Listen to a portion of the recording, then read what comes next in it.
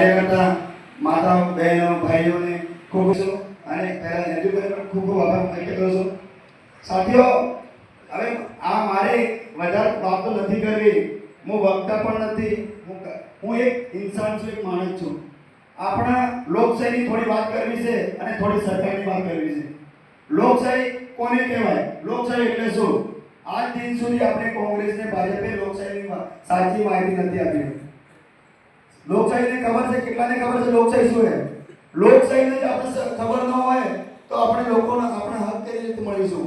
આપણું બંધારણ કઈ બંધારણ છે શું એની આપણે માહિતી નથી તો આપણે કઈ રીતે સત્તા મેળવીશું? લોકશાહી લોકોથી, લોકો વડે, લોકો દ્વારા ચાલતું શાસન, એને લોકશાહી કહેવાય.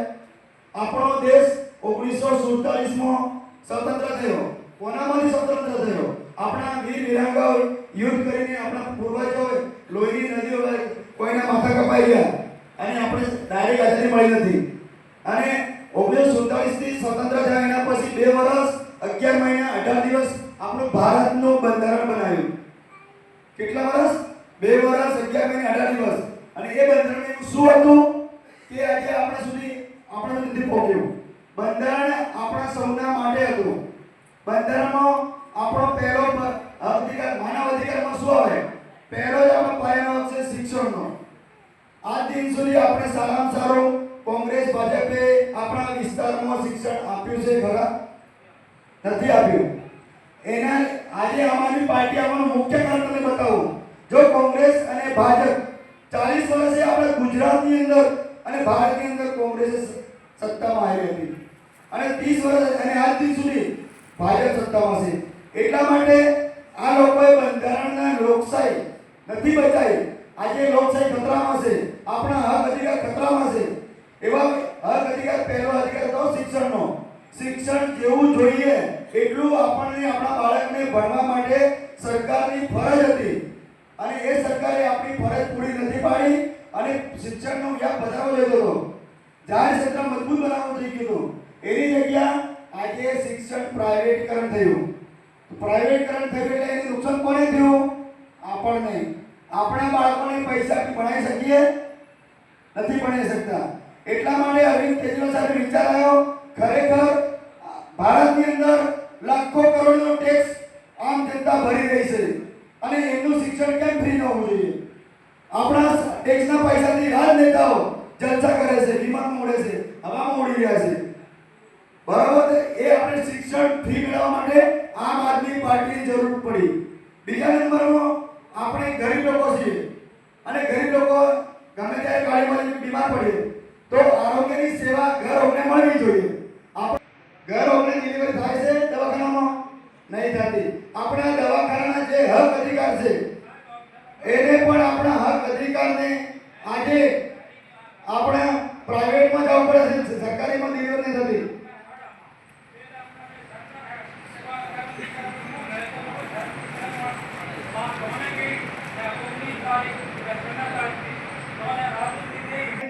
ખતરનાક લાગણી છે, એ ડાયરેક્ટ લાગણી આપણી લાગણી છે. હમણાં આપણે આરોગ્યની વાત કરતા હતા કે આરોગ્યની અંદર આપણે ઘર બેઠા સેવા મળવી નથી મળી. આપણો આરોગ્યનો હક અધિકાર સરકારે પ્રાઇવેટ દવાખાના ઉભા કરીને લૂંટી રહી છે. આપણા ગામમાં દવાખાનો બનાવ્યું છે, PHC, CHC centre, civil hospital બનાવી છે, એને પ્રાઇવેટીકરણ કર્યું છે ને. એના લીધે આપણા લાખો લોકોની જે આપણે એટલા બધા બેઠા એની આ ગ્રાન્ટ દવાખાનામાં જાય છે. ક્यों? સરકારના કમલમનો કેટલી ડિલિવરીમાં ભરાય છે. એને બીજી વાત કરીએ, આરોગ્યનો લાભ આપણે મળ્યો ત્યાર સુધી. ત્રીજી વાત કરીએ આપણા ધંધા રોજગાર. આપણા સરકારની જો આરોગ્યની શિક્ષણ આપ્યા પછી, આરોગ્ય આપ્યા પછી આપણા પરિવારને ચલાવવા માટે ધંધો રોજગાર આપવો જોઈએ. ગ્રામ પંચાયત શા માટે બનાવવી? ગ્રામ પંચાયતના ગામના લોકોને સારામાં સારું શિક્ષણ મળી રહે, આરોગ્ય મળી રહે, રોજગાર મળી રહે, ધંધો મળી રહે, ભાઈચારા ભાવના મળી રહે. એ અધિકાર મળ્યો નથી. બરાબર? એવી ઘણી બધી યોજના છે. હવે માની લો આપણે સરકારના મુખ્ય ક્ષેત્ર કેટલા જેથી કરીને આપણને મદદરૂપ થાય માનવ જીવનને. પહેલું ક્ષેત્ર છે શિક્ષણનું, બીજું ક્ષેત્ર છે આરોગ્યનું, ત્રીજું ક્ષેત્ર છે રોજગારનું, ચોથું ક્ષેત્ર છે આપણે નોકરીની વાત કરીએ, રેલવે ખાતું, પોસ્ટ ખાતું, બેંક ખાતું, સહકારી મંડળી, આ બધા ખાતા, પોસ્ટ ખાતું બધા પ્રાઇવેટ થઈ ગયા. કેમ સરકારે એના પર ધ્યાન નથી રાખ્યું? આપણા ટેક્સના પૈસા એમાં રોકવાના હતા અને આપણને એનો સેવાનો લાભ આપવાનો હતો, નથી આપ્યો. બીજા નંબર કાયદાની વાત કરીએ, આપણા વિસ્તારની અંદર 5મી અનુસૂચિ લાગુ હોવી જોઈએ. 5મી અનુસૂચિ પ્રમાણે લાભ મળવો જોઈએ. આજ કોઈને લાભ મળ્યો છે? 5મી અનુસૂચિમાં એવું કહે છે કે 50% ઉપર વસ્તી આદિવાસી હોય તો આદિવાસીનું સ્વશાસન આવવું જોઈએ.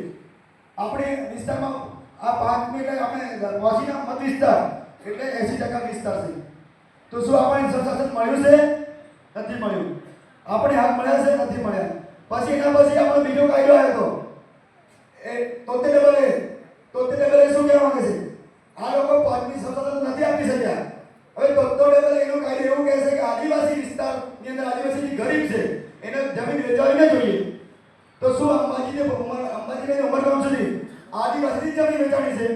આદિવાસી વિસ્તારમાં જ ઉદ્યોગ આવ્યા. તો આદિવાસીમાં 73 એની કોઈ પ્રવેશ નહીં કરવાની પ્રતિબંધ છે. તો કેમ આદિવાસી વિસ્તાર 73 વિસ્તારમાં ઉદ્યોગ આવ્યા? આ કાયદો શું હતો? ખાલી લોક લાલચ નથી, ખાલી કાયદો બનાવ્યો છે. આપણે ગુમરાહ બનાવી રહ્યા. અમે તમને 73 એનો કાયદો આપ્યો.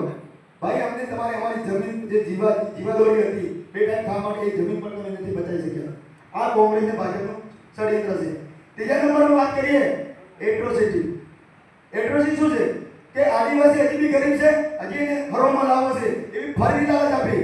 એટલે એટ્રોસિટી લાવો, આદિવાસીને કોઈ બોલશે, ગામ બોલશે, તે કરશે ને ધંધામાં રોકશે, એના પર કાયદો લાગુ પડશે. પણ સાથીઓ, એટ્રોસિટી પણ કાયદો આ લોકો કોંગ્રેસ ભાજપવાળા ગોળી પી ગયા છે.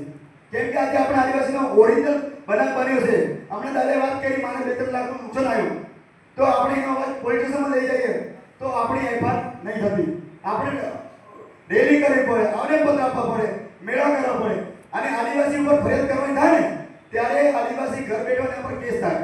ઉદાહરણ તરીકે આપણે અત્યારે લાઈવ જોઈ શકીએ છીએ. ચેતરભાઈ વસાવા, ચેતરભાઈ મનરેગાનું યોજનાનું કોભળ કાઢ્યું, આરોગ્યનું કોભળ કાઢ્યું, શિક્ષણનું કોભળ કાઢ્યું, રોડ રસ્તાનું કોભળ કાઢ્યું. એ ગુનો છે? કોભળ કરે સરકાર, કોભળ કરે મંત્રી મિનિસ્ટર અને એને બહાર લાવે, જનતા વચ્ચે મૂકે એટલે એને જેલમાં મૂકવાનો. તો આપણી એટ્રોસિટી પણ ફેલ થઈ ગઈ. સાથીઓ, મને દુઃખ થાય છે એક વકીલ તરીકે. આજે વકીલોને પણ કોર્ટમાં ન જવા દે. આજે બધા ખાતા તો ખાઈ ગયા, ખાલી 2 ખાતા બચાવ્યા છે. એક પોલીસ તંત્ર એને રક્ષણ માટે અને એક વિધાનસભા. આવી પ્રાઇવેટ કરી દીધું તો આપણે નીકળવાની કોઈ જરૂર ખરી? બધું જ પ્રાઇવેટ. સાથીઓ, આપણા હક અધિકાર જાણવા પડશે.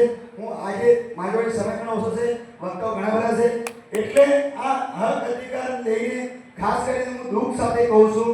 અને મારો એક જ મકસદ છે કે આપણા ઘરમાં રહીએ ને તો ગીતા હોવી જોઈએ. ઘરના બાર પર મૂકે ને બંધન આપવા રાખો, બંધન. કાયદો જાણો. તમને કહું, આપણા વિસ્તારમાં આમ આદમી પાર્ટીને આવવાની શા માટે જરૂર પડી? આપણા વિસ્તારનો ગામનો સરપંચ શ્રી હોય એ અંગૂઠા સાફ છે, તલાટી 12 પાસ છે અને સરકારની પરીક્ષા પાસ ના આવે. આપણે વોટ આપી સરપંચને મોકલી રાજા બનાવી ગામનો, એ રાજા તલાટીનો પટાવાળો બને તો શું ગામનો વિકાસ થાય ખરા?